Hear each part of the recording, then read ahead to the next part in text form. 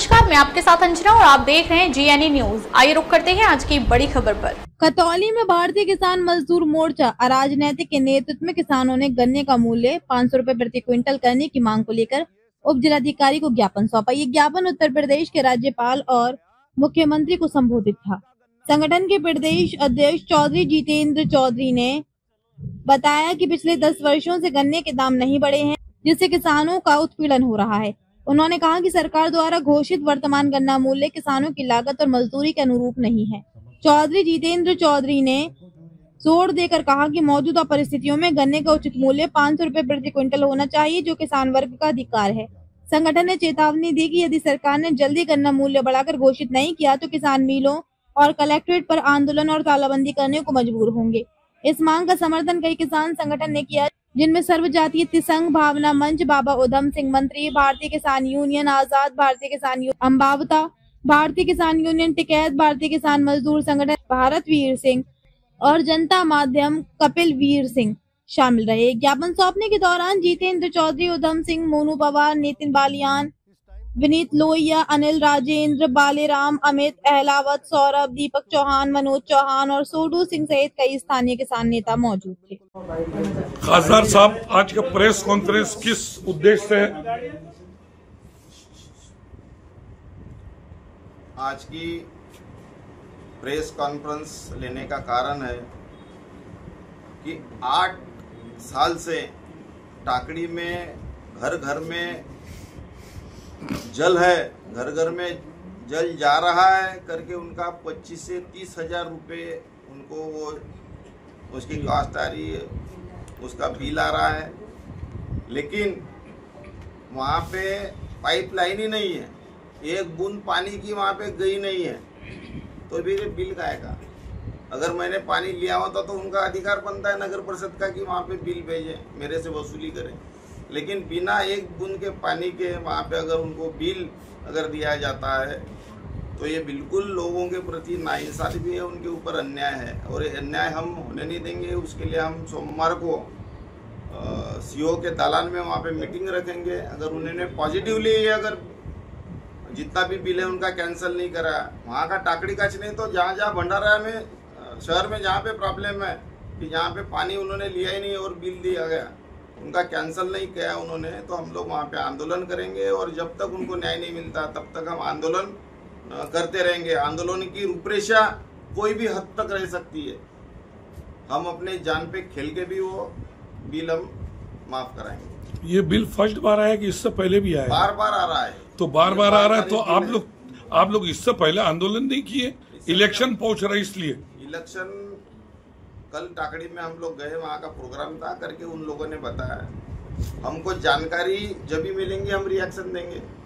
Election की बात नहीं, साल भर ही हम घूमते रहते हैं, जो एरिया में जाते हैं वहाँ के प्रश्न मिलते हैं हमको, तो उसके खिलाफ में अगर अन्याय है तो हम लोग आवाज उठाते हैं। कल टाकड़ी में गए तो उन्होंने प्रश्न हमको मिले, वो काम कर रहे हैं। वहाँ पे रोड का प्रश्न भी था, जो कि तुमसर जो रोड है वो बहुत ही खराब है, वहाँ पे गड्ढे पड़े हुए हैं, वहाँ पे बोरवेल भी है एक, वहाँ पे बुझी, वहाँ का भी प्रॉब्लम है, भुयारी गटर लाइन के भी प्रॉब्लम है। तो वो जो जनरली पूरे भंडारा में जो काम चल रहा है, भंडारा में नहीं तो पूरे भंडारा गोंदिया लोकसभा क्षेत्र में जो भुयारी गटर अमरूद 2 के जो काम है, तो उसके ऊपर हम लोगों ने इंक्वायरी लगाई है। लेकिन ये नया मुद्दा था और हमको मालूम नहीं था। जब भी मालूम पड़ा हमको, हमने एक्शन ली, तुरंत आप लोगों को बुलाया, आप यहाँ पे आए। मैंने विधायक साहब के इंटरव्यू लिया था भंडारा रोड का प्रतीक, तो विधायक साहब ने खुद चैनल में बोला कि ये विधायक के अंडर में नहीं आता है, ये सेंट्रल खासदार के अंडर में आता है रोड। ये जो गड्ढे गुड्डे है शहर का बाईपास का, वो तो आपको ऊपर बता दिया इंटरव्यू में। मालूम है कि रोड भंडारा से जा रहे हैं, वो नगर परिषद के रहे, वो जिला परिषद के रहे, वो NHI के रहे कि किसी के रहे, रोड बनने चाहिए, अच्छे बनने चाहिए, रोड की क्वालिटी अच्छी रहनी चाहिए। कब बनेगा? 1 साल में 6 महीने में कई रोड है वो बह के चले गए। नहीं, अभी कब बनेगा खासदार साहब? गडकरी साहब से बात हो गई, बारम्बार हम लोग कांटेक्ट कर रहे हैं। लास्ट टाइम 3 बार तो मैंने ही आंदोलन किया वो रोड के लिए।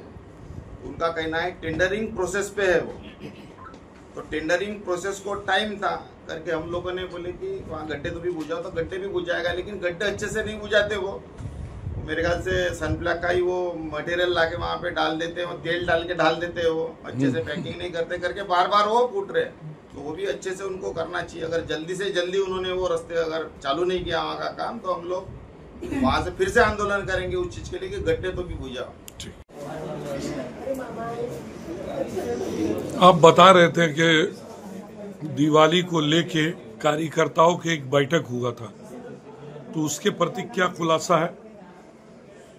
चंद्रशेखर बावनकुळे जी राज्य के महसूल मंत्री है और बीजेपी के माजी प्रदेश अध्यक्ष है।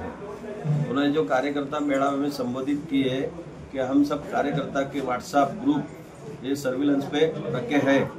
इसका मतलब ऐसा है कि किसी के प्राइवेट लाइफ में इंटरफेयर करने का उद्देश्य है। अगर वो कार्यकर्ता के व्हाट्सएप मोबाइल उनके सर्विलेंस पे रखे हैं तो बाकी लोगों के क्यों नहीं हो सकते? पिछले बार ऐसे पूरे स्टेट में भगदड़ मच गई थी। मीडिया में देखे, वृत्तपत्र में देखे, बड़े बड़े नेताओं के फोन ट्रैप हो रहे थे।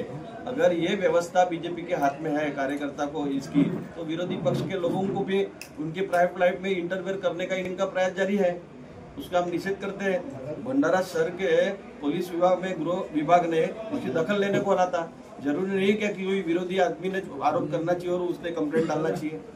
पुलिस क्या कर रही है? पुलिस ने उसके स्टेटमेंट की नोंद करना चाहिए, उनको तपास में लेना चाहिए। और ये राज्य के गृह मंत्री गृह खाता अपने राज्य के सीएम के हाथ में है, देवेंद्र जी फडणवीस के हाथ में। देवेंद्र जी फडणवीस ने इसकी दखल लेना चाहिए, उसके डिपार्टमेंट ने दखल देना चाहिए। गृह खाता कोई सत्ता पक्ष के का बांधा हुआ खाता नहीं है। नगर परिषद का आप बता रहे थे, क्या है? नगर परिषद का भ्रष्टाचार हमारी सरकार आएंगी तो उसकी चौकसी करेंगे, ये परिणय जी फूके ने स्टेटमेंट कराए। उनको मेरे को ये कहना है, वो पब्लिक की दिशाभूल करना चाहते हैं क्या? जब सत्ता उनकी है, उनका 5 साल नगराध्यक्ष रहा बीजेपी का, उनकी चौकसी करने वाले हैं क्या? 5 साल के बाद में 4 साल प्रशासक रहा, प्रशासक पे कंट्रोल सरकार का था, महायुति का था। और महायुति में भारतीय जनता पक्ष है, शिवसेना है, शिंदे गट, अजित पवार का राष्ट्रवादी पक्ष है, कांग्रेस पक्ष है, तीनों पक्ष रिस्पॉन्सिबल है। सबकी चौकसी करने वाले क्या? उसका भी खुलासा होना चाहिए।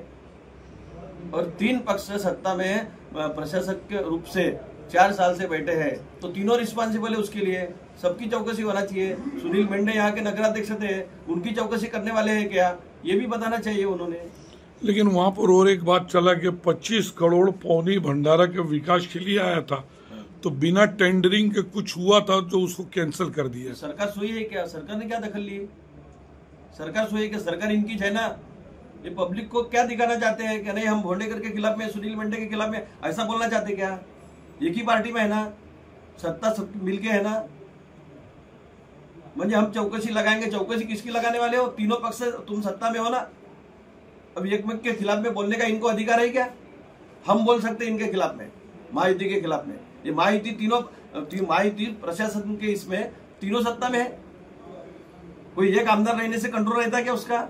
मैं विधायक था, मेरे नगर परिषद में तुमसर में मैंने फंड लाया, तो उसके लिए रिस्पॉन्सिबल क्या वो नगराध्यक्ष नहीं था क्या? मेरी सत्ता नहीं थी क्या? अब तक के लिए बस इतना ही। फिर मिलते हैं एक ऐसी ही बड़ी खबर के साथ। तब तक के लिए नमस्कार और देखते रहिए GNE न्यूज। अगर आपको ये वीडियो पसंद आई हो तो इसे लाइक करें व शेयर करें। ऐसी लेटेस्ट अपडेट पाने के लिए बेल आइकन को प्रेस करना ना भूलें। अगर आप हमें फेसबुक या फिर इंस्टा के माध्यम से देख रहे हैं तो हमारे पेज को फॉलो जरूर करें। धन्यवाद।